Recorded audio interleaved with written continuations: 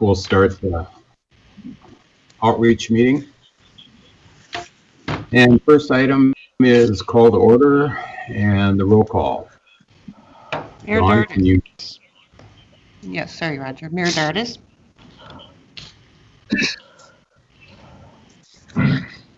Mayor Dardis. Here. Mr. Van Amberg. Mr. Ebbinger. Here. Mr. Gust. Here.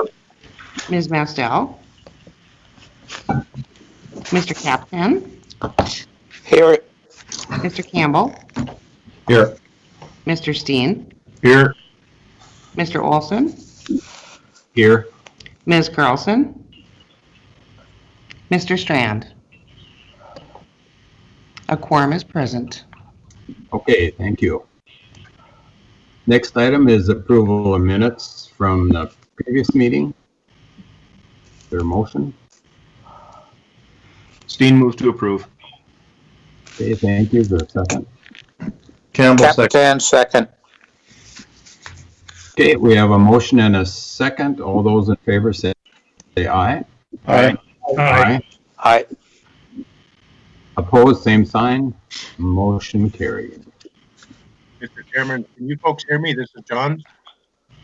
Yes, John, we can hear you. All right, thank you. I've had problems logging in. I'll go back on mute.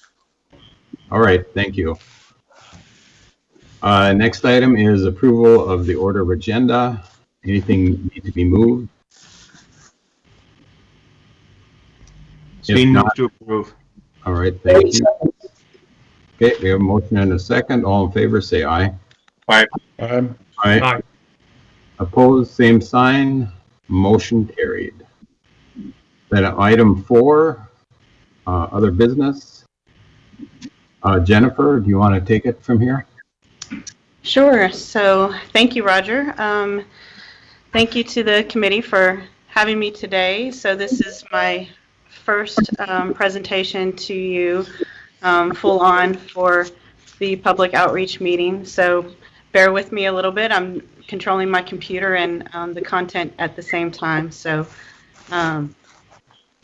the first item I'd like to share with you is the communications approach.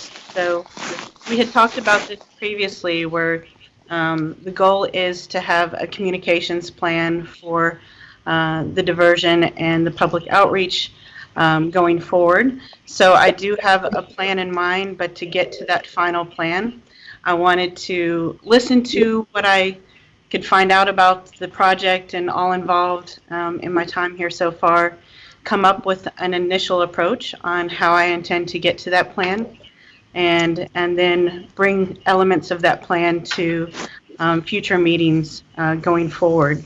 So I'll share with you today a little bit about the approach. You can see more in your packet, but just some touch points on the approach today is just to hone in on some key points that I see for communications going forward. Right now, we're in stage 1 of that approach, which is the securing of funding through the legislative session. And then we'll move into a construction phase, and then turning over the project into the operation and maintenance phase. So what I did is just defined the purpose here in the beginning on some of the key elements to consider going into this approach to get to that further plan, and just wanted to have success through this funding phase and do what is needed to share the right information through the legislative session and on the Minnesota side, just to make sure that we have what is needed to keep all of the components on track and keep the project in that forward motion towards the deadline that we've set. And then also moving into that building phase. So that is a crucial piece for the communications part of this project, where there are so many elements involved during the construction phase. So really listening to all of the parties involved, from this committee to the vendors that we'll be partnering with, to the public, where we understand the experience that is happening from all of those different aspects, and making sure that we can really hone in on this communications plan for this piece particular, to include the voice from all of those, and just make sure that we have a solid plan going forward. So I'll get into a little bit more details on what that involves in just a minute, but then under the purpose for deliver, I've heard a lot of talk about getting to the final stage of the construction on this project, and then we've reached our goal, but there is that extra phase where once we reach that final construction piece and turn it over into that operation and maintenance section of the project, there needs to be continued action from a communications perspective to make sure that there's a seamless transition to the operation and maintenance contractor, and then their communication with the public to make sure that there's balance there going forward. Jennifer? Yeah. Sorry. Are you able to make your screen a little bit bigger?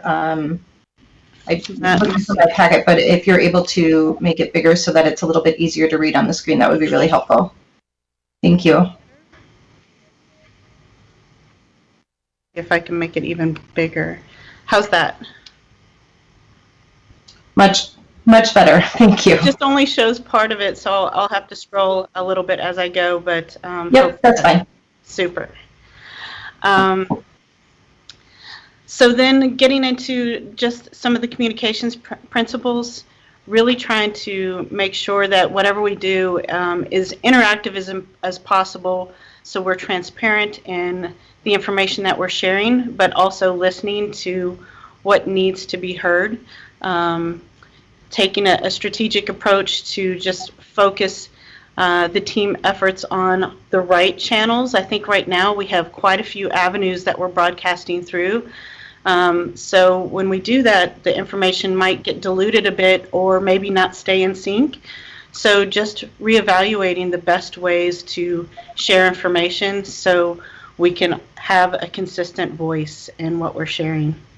And then also being a little bit more proactive. So I think that before this point, the project has been in a phase where there was a lot of litigation or just trying to get the project off the ground in general and get to the point where we are now. So now that we have, we're entering that construction phase, wanting to set a standard for some of the ways that we can be more proactive in our approach, think ahead through some of the issues that we might run into going forward, establishing an editorial calendar to see some of the key points throughout the year so we can really be a little bit more forward thinking about the information that we're sharing. So that's the strategy behind that and some of the principles to base this on. So just to dive deep a little bit into each of the three phases. So it would be the initial success of the funding, the construction piece for the build part, and then the delivery to that final after construction phase. So for this first part during the success phase, some of the things that we've been doing is working on a poll to gain a little bit more knowledge that we can share with during the legislative session. And I can touch on that a little bit later in our conversation.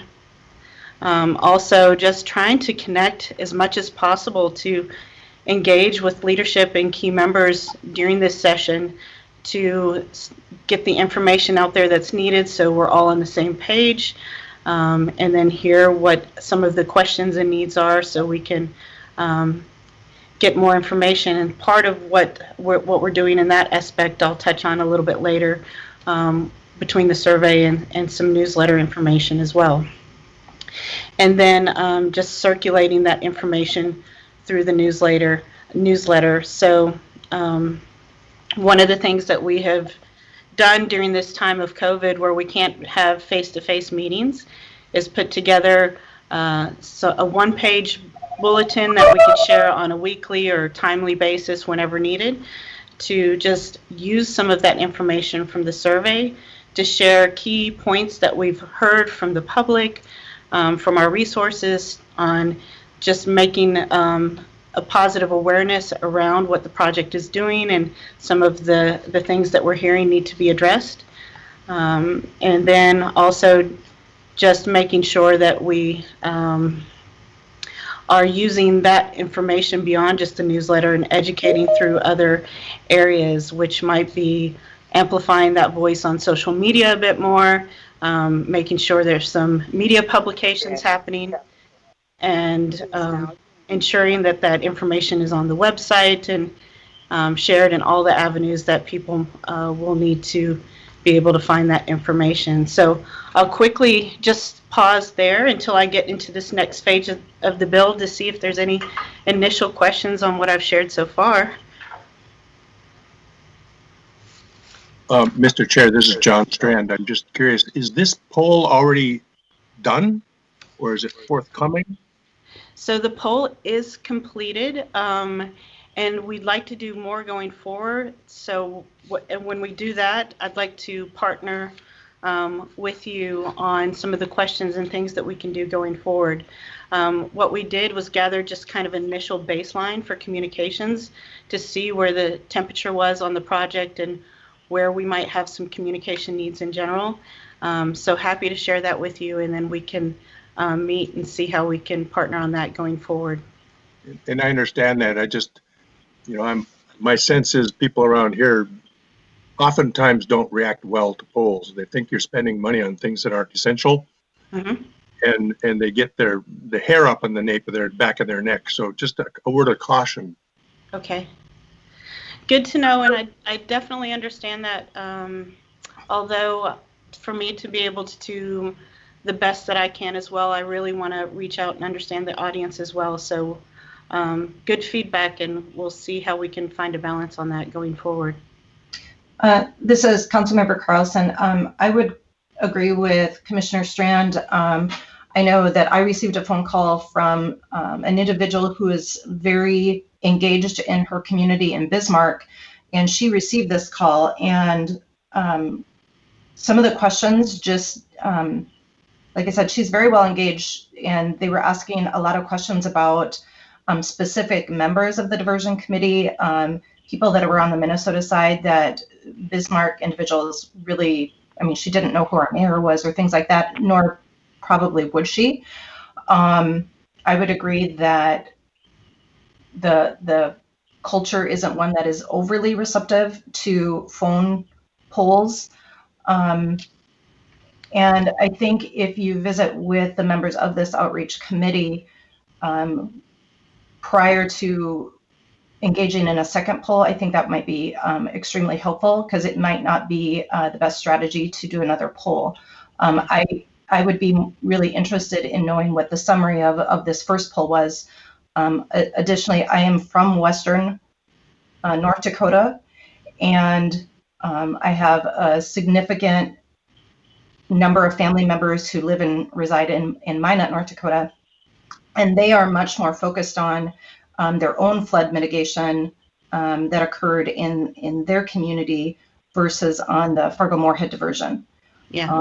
And I just don't know that this poll is going to be overly helpful for us as far as the public is concerned, in particularly Western North Dakota.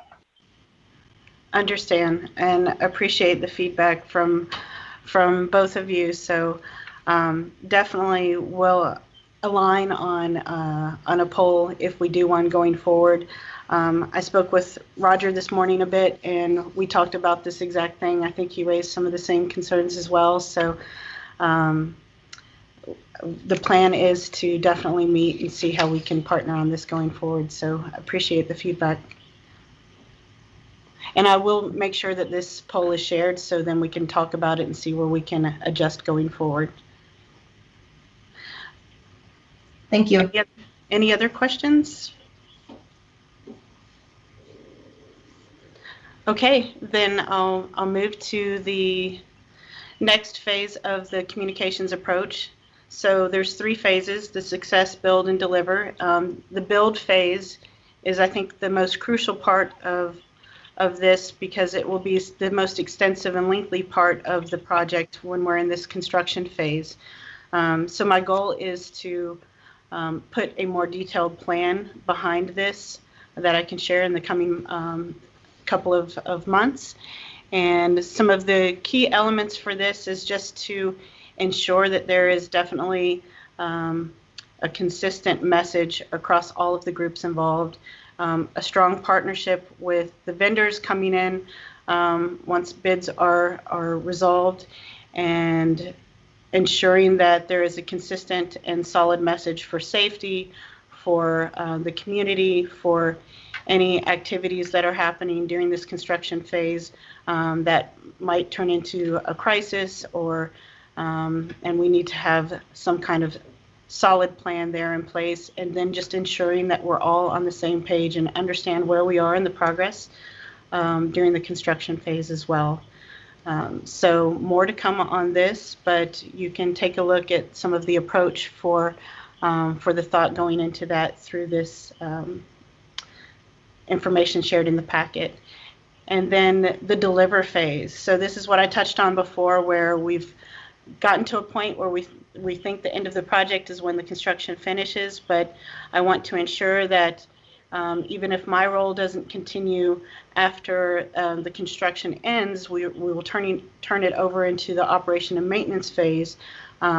Certainly there needs to be some kind of communications that continues even beyond the construction phase of the project, so there is a successful and cohesive communications plan in place once we deliver the project to that operation and maintenance phase, and ensure that there's a seamless connection between things that will continue to happen in the community at that point.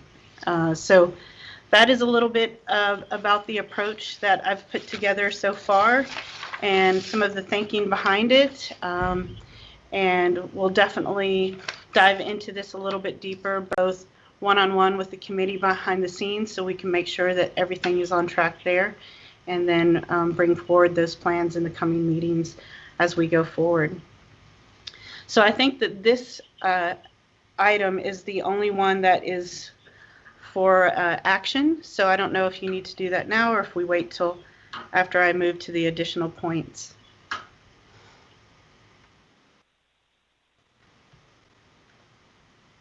We can act on this now. Okay. So I would look for a motion to approve the communication approach.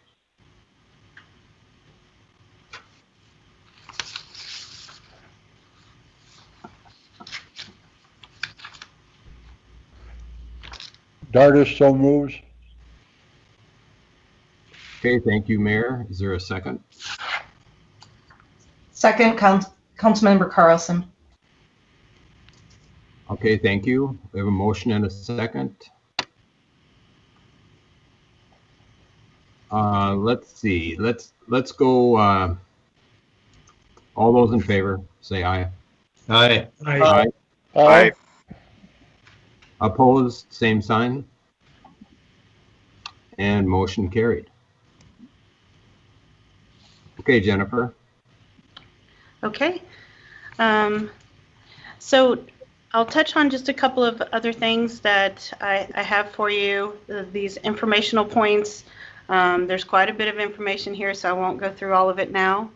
But the purpose of this is, I think this is something that's been shared quite frequently in the past.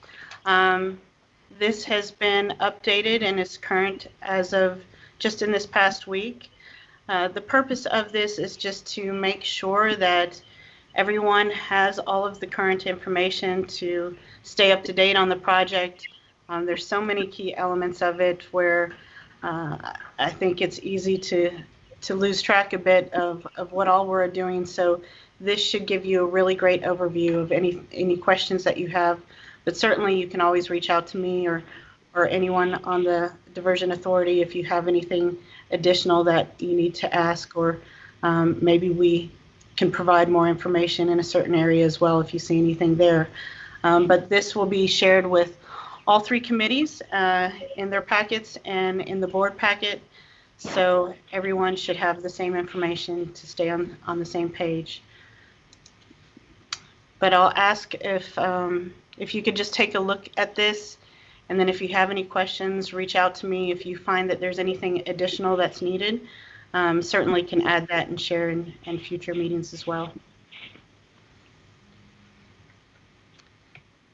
And then let me move ahead to I don't find that my screen is moving as fast as I'd like, but that's okay. We'll get there.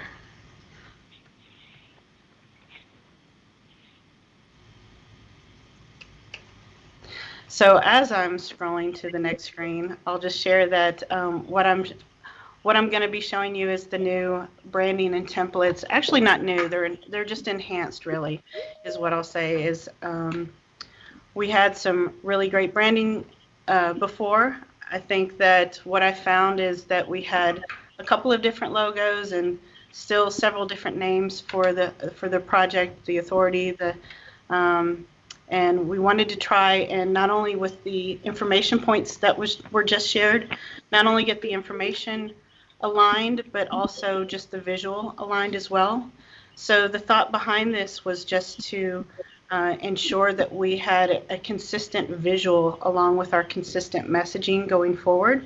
So you'll notice that the logo looks pretty much the same as we had before, but just kind of defined it a little bit to set maybe a new visual during this construction phase and going forward so we can identify where we are at in the project. So you'll see that in the packet as well as just the style guide that goes along with that, which is all very consistent to what we had before. It's just enhanced a bit. So you'll notice that it's not on the current packages now, but just sharing a little bit of visual insight with that now, and we can make that element a part of the packets going forward. So the next and last couple of updates. I just wanted to share a little bit on each of these key points. So Joel had his testimony before the House of Appropriations recently. It went very well. I think he had a great presentation. They asked quite a few questions in that session, and he had some really good responses, but we also made sure that we followed up within a couple of days to any of the key questions they asked during that session, and we got some detailed answers that were shared back with them as well. The response has been overwhelmingly positive, so that's a really great thing, and we feel pretty good about going into this next phase of the session as it moves over to the Senate. So just wanted to share a little bit of feedback there. The testimony is available online. You can see it, a video copy of it, and you can see the presentation as well, but I'm happy to share that if anyone wants to reach out, and I can share that information directly as well. The newsletter is something that I brought up earlier, and part of what we wanted to do to provide some detailed information during the legislative session. So that is a little bit of the motivator for the poll that we did, just to have some really positive current feedback on what we can provide in that newsletter for the update for the legislative session. That has not gone out yet. It's in the final stages of putting the content together with the visuals, so I can certainly share it with this group, and we can circle that around before anything is sent out to get any feedback you have. Also, another point that I want to mention is that we have been working with a lobbying group during this session to just ensure that we're really on the mark where we need to be with the insight that we're gathering from them and information that we need to be aligned with during the session.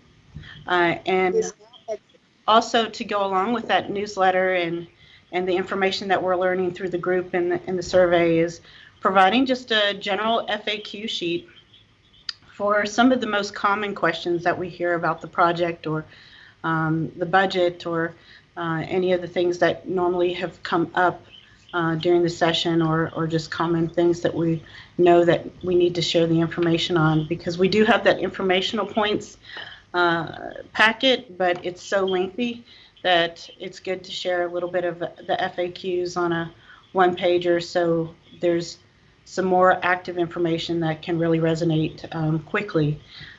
And then the survey, so that was where we wanted to do a baseline of the communications now, so we can have that as a resource for the FAQs, the testimony, the newsletter, and heard your feedback today, so we'll definitely share that information and partner on that going forward. And then the last update that I'll share is just the, we had talked about the visual project tracker last. I think Mr. Strand had made a suggestion on doing some type of visual element to show the progress of the project and how far we're going along each month or whatever. So I think we've taken that away, and I've talked through it quite a bit with the team here. We definitely see an opportunity there. We're still talking about it behind the scenes just to find out what would be the best avenue for that. We've talked about what you mentioned with having a sign that can track the progress. That might take a lot of maintenance, so we've talked about maybe possibly doing it on the website in some way as well with a virtual tracker, or even maybe some kind of visual with some live footage of the construction itself in some kind of way. So those are some of the ideas that have been thrown around behind the scenes, and I'll have more in the next session, I think, on what direction we might take. So I have some questions out there with a few people on what might be capable from a legal perspective for some of those avenues, and we'll definitely have an answer for you in the next session. So those are my updates for today. Thank you so much for allowing me to present, and open to any feedback or questions you have.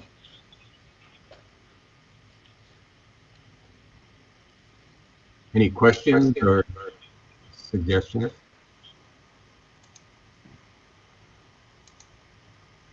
I've asked Jennifer to work on a one-page, just a one-page, keep us up to date with what's going on as we get into construction, and certainly for us and all involved, so that it's easier to answer questions to the public and try to be more consistent in our answers. So she said she would work on that. Roger, this is Jake. Go ahead, Jake. You know, I don't know how you feel about it, Roger, but, you know, the joint board has been dealing with the acquisition of all of the property. And we've been doing this for, you know, 4 or 5 years now. And some of the properties will be entering, you know, the legal end. And I think it would be nice if there was information out that shows how many people have actually accepted the joint board's money, because nobody is, you know, there's a lot of questions about that, and there's just nothing out there that explains what's been happening in the past. And I think that people who feel they're not being treated fairly, if they could see that 70–80% of the land has been acquired and people have been satisfied with how they've been treated, I think it might be helpful in the next few months to a year when we're going through the, you know, the legal end, because those people have an opportunity to accept our offers right to just before it goes to court.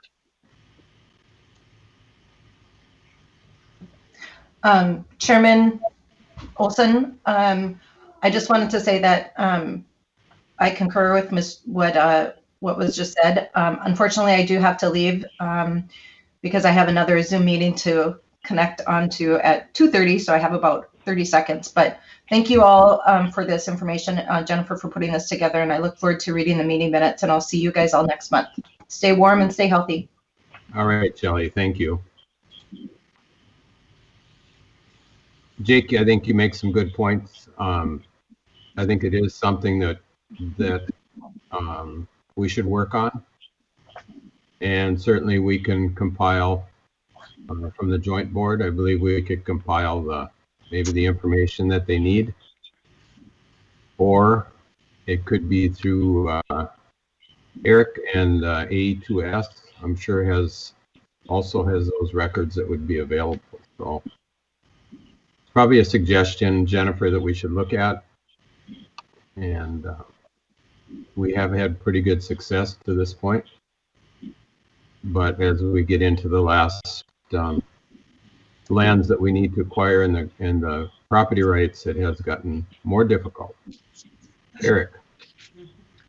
Hey guys, just joined the meeting just in time for a good discussion, I guess. I might just add, and I don't recall if the outreach committee gets our status report, but certainly included in the land committee that's coming up at 3 o'clock. To date, we have acquired 496 parcels, and those are all through voluntary type agreements. And at the same time, we've used an eminent domain process on 93 parcels. And that data as of about a week ago. This remains pretty fluid, but I think to Jake's point, so if roughly 600 total parcels acquired and 500 of those have been acquired voluntarily, that aligns with Jake's percentages that he lined out. And, I think we could work with Jennifer to certainly, come up with some good messaging to sort of get that word out there a little bit better. This is Jake again. It isn't just the public, it's the judges need to see what we're doing. And if this stuff goes to juries, the jury pool, it would be a good idea for the jury pool to be aware of what's happening.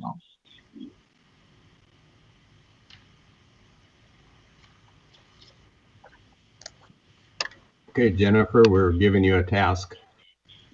I take that action, and I'll sync with Eric, and we'll see what we can come back with. But I think it would be good for us to circle back and just make sure that whatever we're thinking is aligned with what you're suggesting. So we'll do that. All right, thank you. Any other questions for Jennifer or anybody online?